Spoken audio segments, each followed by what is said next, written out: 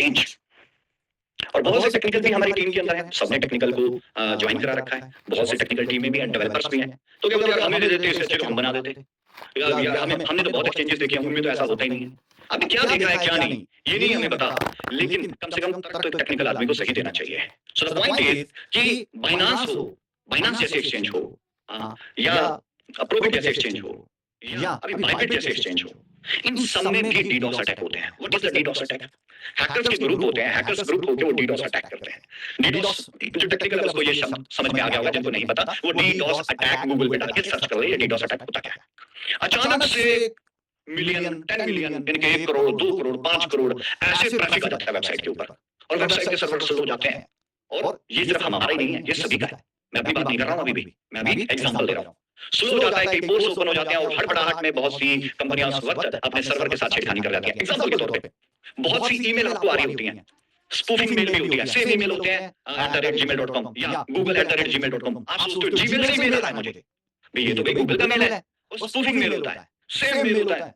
जिस तरीके से आज बाइनांस में जब किसी कॉइन को लिस्ट होना होता है तो बहुत से ऐसे एजेंट्स कहते हैं कि हम आपकी लिस्टिंग करवा के देंगे, मैं बाइनांस का ऑथराइज्ड कौन हूं, लिस्टिंग करवाने वाला पर्सन हूं। तो उसके साथ कम्युनिकेशन होता है और वो सेम बाइनांस की जो ऑफिशियल ईमेल है उसी से ईमेल करते हैं।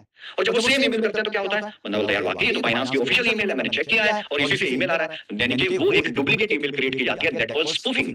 ये स्पूफिंग होती है और हम समझते हैं ऑफिशियल से आ रही है, और उस स्पूफिंग से बहुत सारा खेल हो जाता है। आप पेमेंट कर लेते हो, पेमेंट मर जाती है, फिर बाइनांस को बोलते हैं, बाइनांस टोटल डिनाई कर देता है। ये एग्जांपल क्यों ले रहा हूं, बता रहा हूं मैं आप लोगों को, ठीक है। कई बार आपको सेम ईमेल स्पूफिंग होती है, कहते हैं अपना पासवर्ड चेंज कर लो, आपके ऊपर अटैक हो रहे हैं या हैकिंग करने की कोशिश की जा रही है, इमीडिएट पासवर्ड चेंज कर लो, अभी तक आपका अकाउंट सिक्योर है। और हम उस लिंक पे क्लिक करके हम अपना पासवर्ड चेंज करते हैं, डायरेक्ट पासवर्ड हैकर्स के पास चले जाता है और होता क्या है, सारा माल उड़ जाता है। तो ये स्पूफिंग का खेल है, डीडोस अटैक का खेल है, हैकर्स का खेल है। ऐसे समय में रुकना होता है, थमना होता है कुछ समय के लिए। बड़े-बड़े प्रोजेक्ट अपनी बहुत सारी फीचर्स को उस पर डिसेबल कर देते हैं, रुकना होता है उस वक्त जब ये सारे प्रोसेस चला करते हैं। लेकिन जिसको तो ये मालूम है ये चीजें चलती हैं वो ठीक है, जिनको नहीं पता वो दूसरी तरह की बातें करना शुरू कर देते हैं, बेवकूफ बना रहे हैं, ऐसा है वैसा है। तो टेक्निकल चीजों को स्टडी करना जरूरी है। सो नाउअडेज हैकर्स का ग्रुप बहुत ही जबरदस्त तरीके से एक्टिव है। तो आपको पता है अभी आप चेक करें गूगल पे डाल के कि लास्ट 10 डेज में डीडोस अटैक किस-किस प्रोजेक्ट पे हुए, आपका दिमाग खराब हो जाएगा किस-किस प्रोजेक्ट के ऊपर हुए। उन्होंने अपनी ऑफिशियल चैनल्स पे डाला कि हाँ हमारे साथ ये हुआ। तो सिक्योरिटी लास्ट जो कोर मैनेजर जो हमारी नेशनल मैनेजर रविंद्र जी ने आके वहां पर आपको बताया था कि हम अपना अपग्रेडेड न्यू वर्जन दे रहे हैं। तो अपग्रेडेड न्यू वर्जन दे रहे हैं हम आपको, तो दैट मींस हमने उसे थोड़ा स्टॉप किया। क्यों? क्योंकि डीडोस अटैकिंग ये काफी सारी चल रही है। तो क्या है, ऐसे समय में होल्ड किया, उसको और ज्यादा सिक्योर कर लो। क्यों? क्योंकि जब हम एक्सचेंज, क्योंकि जब भी कोई सॉफ्टवेयर या ब्लॉकचेन के ऊपर या किसी भी चीज के ऊपर जब वो रन कर रहा होता है, भाई ब्लॉक एक्सचेंज है, करोड़ों रुपया होता है एक्सचेंज के ऊपर पड़ा हुआ। एक छोटी सी मिस्टेक करोड़ों रुपया हम अपने $100 के चक्कर में, जो हमें $100 नहीं दे रहे, अरे भाई किसी का करोड़ों रुपया उड़ जाएगा, वो भी तो किसी ना किसी यूजर का ही होगा। सो द पॉइंट इज कि वो अपग्रेडेड वर्जन का मतलब ये था कि बहुत सारी चीजें जब प्रोजेक्ट रनिंग होता है तो साथ-साथ में ही बनाई जाती है और एग्जीक्यूट की जाती हैं। बहुत सारी चीजें सिक्योरिटी को लेके भी होती हैं। तो उसमें क्या था कि हमें था कि हम बहुत सारी चीजें, ये वाली चीजें जो कुछ टास्क हैं, ये रनिंग मोड पे लाके एक्टिव कर लेंगे, तब हम इन्हें इंप्लीमेंट कर देंगे और मार्केट को ये देना शुरू करते हैं। बट जब इतने बड़े एक्सचेंजेस के ऊपर डीडोस अटैक्स हो रहे हैं, तो हम रिस्क ले लें उस वक्त। हम रनिंग मोड पे क्यों? भाई हफ्ता 10 दिन और वेट करो, जहां पर इतना टाइम हो गया 10 दिन और वेट करो, उसे दोबारा से रिकंसीडर करके जितने फीचर्स हमें रनिंग में करने थे, एटलीस्ट जो सिक्योरिटी से रिलेटेड है, एटलीस्ट उनको अभी बना लो, अभी खत्म कर लो, ताकि कल को एक्सचेंज जब लाइव हो तो किसी के भी एक रुपए के साथ कोई खिलवाड़ ना हो। अब जिनका एक्सचेंज के ऊपर फंड गया तो वहां पे कोई कंपनसेशन थोड़ी ना हुआ, किसी के साथ की कंपनसेशन हुआ। बहुत सारी चीजें किसी ने किया, किसी ने नहीं किया, जिसकी जितनी लिमिट थी उसने उस हिसाब से किया। तो ये मार्केट के फैक्ट्स एंड फिगर्स को समझना पड़ता है। So the final thing is कि हमारे अपडेट्स जो सिक्योरिटी से रिलेटेड थे, जैसे बहुत से यूजर्स ने भी बताया कि उनके सिक्योरिटी वीक होने की वजह से, पासवर्ड वीक होने की वजह से उनके फंड्स किसी ने निकाल लिए। बाद में इन्वेस्टिगेशन करने में पता चला उसका साथी, उसका पड़ोसी, उसके अपलाइन, उसका डाउनलाइन, उसके साइड वाले ने ही ऐसा काम किया। क्यों? क्योंकि सिक्योरिटी लूज थी। तो अब जब कंपनी से रुपया निकलता है तो सब सीधा किसको बोलते हैं, कंपनी की तरफ कंपनी, एक नहीं 10 की 10 उंगलियां कंपनी की तरफ कर देते हैं। बट कोई ये जानने की कोशिश नहीं करता कि हकीकत क्या है। ये तो वही बात है कि जब किसी के ऊपर केस हुआ तो किसी को बोला कि इसने मर्डर किया, तो मर्डर की बात तो सब सुन ली, मीडिया ने भी बहुत उछाल लिया कि इसने ये गलत काम कर दिया, ये गलत काम कर दिया। लेकिन जब वो बात इज्जत बरी हुआ तो मीडिया ने वो किसी को दिखाया ही नहीं कि 1 साल पहले इस पे ये इल्जाम लगे थे, लेकिन आज ये भाई इज्जत बरी हो गया। तो उसकी इमेज का जो डैमेज है वो कौन पूरा करेगा? तो सर अपने माइंडसेट को स्ट्रांग करो, साइकोलॉजिकल भी स्ट्रांग करो अपने आप को। ये हम बिजनेसमैन हैं, हम बिजनेस कर रहे हैं, क्या-क्या घटता है, किस-किस लेवल पे घटता है, सब समझो। हम छोटे-मोटे बिज़नेस के अंदर नहीं है, हम वर्ल्ड की लार्जेस्ट फाइनेंशियल मार्केट के अंदर काम कर रहे हैं। हम कोई छोटा-मोटा ठेला लगा के बिज़नेस नहीं कर रहे हैं, हम वर्ल्ड की सबसे बड़ी फाइनेंशियल मार्केट के अंदर काम कर रहे हैं और उसको लीड करने की तैयारी कर रहे हैं। तो थोड़ा-सा माइंडसेट रखो, और जब हम लीड करेंगे तो दर्द तो होगा ना फिर कॉम्पिटिटर्स को, तो वो हथकंडे बनाएंगे। बट हर एक प्रॉब्लम एक परमानेंट सॉल्यूशन भी लेके आती है कि अगर ये चीज़ हो रही है तो इसका परमानेंट सॉल्यूशन कर दो। अब ये हो रहा है तो परमानेंट सॉल्यूशन कर दो, अब ये हो रहा है तो इसका परमानेंट सॉल्यूशन कर दो, और एक दिन सॉल्यूशन होते चीज़ बहुत ज़्यादा स्ट्रांग बन जाती है। सो दैट्स व्हाई हमने थोड़ा-सा इस सिक्योरिटी पर्पस को लेके हमने अपनी एक्सचेंज को थोड़ा-सा आगे सरकाया। तो मैं आपको बताना चाहूँगा, आज 26 फरवरी है, हमारी कोशिश है कि हम इसी हफ्ते के अंदर एक्सचेंज को लाइव कर दें, बट फिर भी ड्यूरिंग लाइव भी कुछ समस्या हो सकती है। बट अब हमारी टेस्टिंग, वेस्टिंग, ऑल चीज़, अपग्रेडेशन, सिक्योरिटी, ये सारी चीज़ें हमारी ऑलमोस्ट कंप्लीट है। और नेक्स्ट वीक के स्टार्टिंग डेज़ मंगलवार, बुधवार या सोमवार, हम इस दौरान हम नेक्स्ट वीक के स्टार्टिंग डेज़ में हो सकता है वो पहले भी कर दें। बट आप लेके चलें नेक्स्ट वीक तक। अगर आप मार्केट को कह रहे हो तो नेक्स्ट वीक है कि नेक्स्ट वीक में फुली सिक्योरिटी की जो चीज़ें थी उनको अपग्रेड करके प्रोजेक्ट जो है एक्सचेंज को लेके आ रहा है। अब जब एक्सचेंज आ जाएगी, then dear friends, next 3 to 4 days के बाद एमफैब को जो प्लानिंग थी सेम एज़ इट इज़ एमफैब की प्लानिंग आ जाएगी। यानी कि एमफैब का ट्रेड ओपन कर दिया जाएगा और डिपॉजिट जो था, अब बहुत से लोगों ने देखो कहना शुरू कर दिया कि सर डिपॉजिट ले लिया। तो मैं यहाँ पे नेगेटिव बात नहीं करना चाहता, बट डियर फ्रेंड्स, डिपॉजिट ले लिया, आपको आपका डिपॉजिट वापस चाहिए, वापस भी मिल जाएगा। अगर नहीं हफ्ते 10 दिन का वेट कर सकते हो तो वापस भी ले सकते हो। अदरवाइज आप जहाँ इतना सब्र का घूंट पिया, 2 घूंट हमारे साथ एक हफ्ते भर के पी लो और देन देख लेना।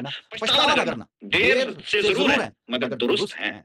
और ये मत सोचना कि हम कमजोर हैं, जितनी डिले है उतने ताकतवर हो रहे हैं, अपनी ताकत को ही इकट्ठा कर रहे हैं और हर टीम अपना कार्य कर रही है, बखूबी कर रही है, जो कि प्रूफ देखना आपको शुरू आ जाएगा। अगले 10 से 15 दिन में आपको सारी चीजें क्रिस्टल क्लियर, छोटे-छोटे क्रिस्टल्स की तरह बिल्कुल साफ दिखना शुरू हो जाएगी कि यस, यही वो चीजें थी। वक्त आता है कई बार, मैंने कहा ना मेरे साथ भी मेरी फिजिकल हेल्थ के हाथ चेंज बन गई। अब मैं इसका दोषी किसको दूं?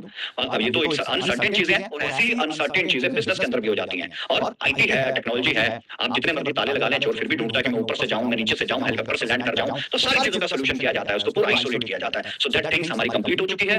हमारा टारगेट है कि इसी वीक, लेकिन मार्केट को कोई इसी वीक ना कहे, नेक्स्ट वीक से हम अपनी एक्सचेंज को वापस फुली सिक्योर्ड, लॉटेड और पहले से ज्यादा बेहतरीन तरीके से हम उसको लॉन्च कर रहे हैं। यानी कि उसका अपग्रेडेड वर्जन हम आपको दे रहे हैं और उसके नेक्स्ट 3 टू 4 डेज के अंदर एमफैब देंगे। अब जब एमफैब आएगा तो फिर एक बहुत बड़ा बवंडर मचेगा, क्योंकि जो डिपॉजिट की चीजें मैंने समझी हैं, बस मैं मतलब उतने डिपॉजिट से, वो डिपॉजिट किस लिए था? वो एमफैब को बाय करने के लिए था, वो एमफैब को ट्रेड करने के लिए था। जितना डिपॉजिट आया है अगर उसका 20-30% भी लोगों ने परचेज कर लिया तो ये सोच से परे वाली चीज हो जाएगी एमफैब के अंदर।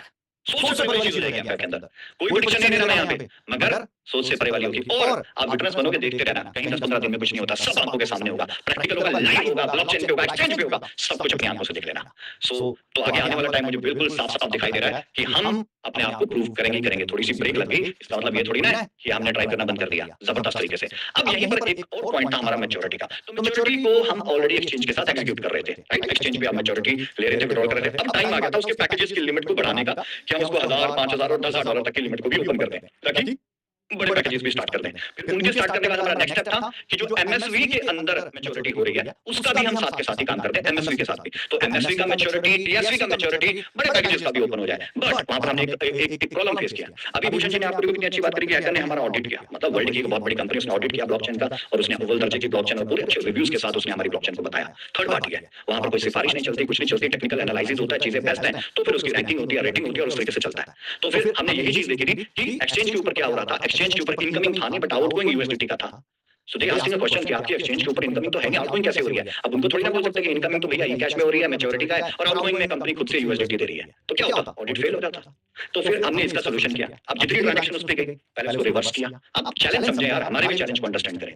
अब हमें प्रोडक्ट भी चलाना है, प्रोडक्ट थोड़ी ना खराब कर देना। इतनी बड़ी एक्सचेंज बनाई, इतनी बड़ी ब्लॉकचेन बनाई, तो ये थोड़ी ना कि हम उसको एक छोटी सी मिस्टेक करके फिनिश कर दें, हां, उसको वैनिश कर दें। इसलिए बनाया था कि 2025 के एंड तक हम वर्ल्ड की फाइनेंशियल मार्केट के अंदर एक बड़ा नाम बना पाएं। तो इतना आसान थोड़ी ना है, जो कुछ सुन रहे हैं वो इतना आसान थोड़ी ना है। वो हमें पता है टफ है, इसीलिए तो सुन रहे हैं, लेकिन मंजिल भी साफ-साफ क्लियर है कि यहाँ पर पहुंचना है। तो ये सब रास्ते के बीच की समस्याएं हैं। सो द फाइनलाइज इज, तो अब एमफैब का मैंने आप क्लियर कर दिया। सो जो मैच्योरिटी है, अब मैच्योरिटी का हमने उसको और अपडेट किया कि एक्सचेंज के ऊपर इन शेप ऑफ इनकमिंग भी यूएसडीटी ही जाए। तो उसके लिए एक और वॉलेट बना रहे हैं, ठीक है, वो वॉलेट ऑलमोस्ट हमारा रेडी हो चुका है।